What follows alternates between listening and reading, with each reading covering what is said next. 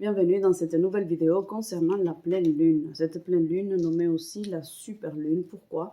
Parce qu'elle se trouve dans un angle qui nous permet de la voir à 14% plus grand que d'habitude. Et donc de ce fait, elle va rayonner. On va avoir l'impression qu'elle brille 30% de plus que ce qu'on a l'habitude de voir pour une pleine lune voilà, de chaque mois. Alors, pour cette vidéo, je vais vous faire un tirage à choix dans lequel vous allez pouvoir vous focaliser sur une pierre, la pierre bleue, la pierre jaune ou la pierre violette. Et pour comprendre en fait qu'est-ce que cette pleine lune, elle va nous faire travailler, qu'est-ce qu'elle va nous révéler par rapport à notre développement personnel. Quel est l'aspect de notre vie qui va être un petit peu amplifié ou impacté par cette pleine lune nommée la super lune. Alors, focalise-toi sur une de ces trois pierres. Si tu ne veux pas choisir, tu peux tout simplement dire que celle-là correspond à un aspect de ta vie, un deuxième et un troisième. Comme ça, tu peux bénéficier pleinement de cette vidéo. Je te rappelle que je peux faire aussi des accompagnements individuels. Tu peux me contacter pour avoir ton tirage personnalisé et un suivi un peu plus individuel. Alors, les personnes qui ont choisi la pierre bleue, on y va avec vous. Alors, cette pleine lune, elle va vous faire travailler le pardon. Et votre part d'ombre, c'est incroyable. Pardon et part d'ombre. Alors, peut-être qu'il s'agit de travailler, ou il y a des choses qui vont être amplifiées pendant cette pleine lune, qui vont être amplifiées par rapport à des choses que vous avez faites, que vous n'arrivez pas à vous pardonner. Donc, c'est un pardon individuel, c'est un pardon personnel, pas un pardon que vous faites aux autres. C'est une prise de conscience qu'en fait, ce n'est pas les autres qui vous ont fait quelque chose, mais plutôt des décisions que vous avez prises et qui vous font encore de la peine, qui vous font du mal. Ce sont des choses de votre passé que parfois on n'arrive pas trop à s'avouer et qui nous font du mal. Ce sont des petites blessures, plus ou moins grandes,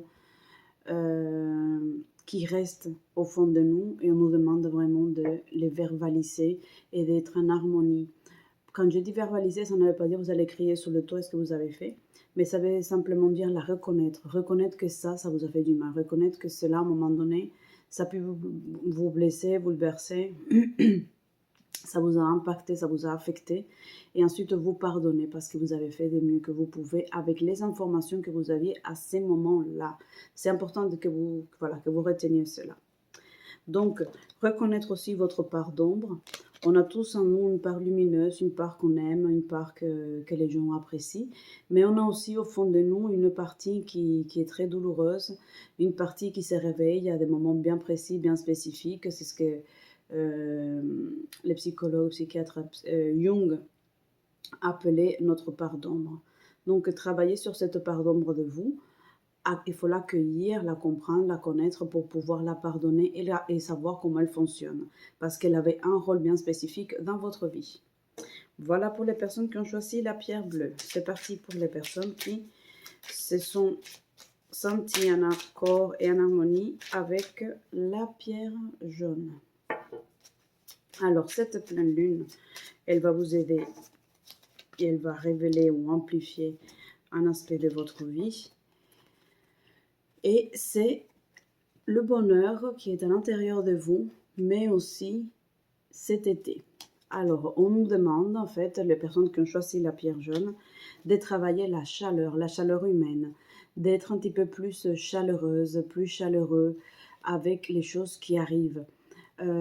Osez exprimer vos émotions et vos sentiments. Arrêtez de faire semblant comme si tout était normal, tout était linéaire. On vous demande d'aller vraiment dans les émotions, d'aller dans l'amplification de votre ressenti et aussi de vous accorder des moments de bonheur, des moments de bien-être.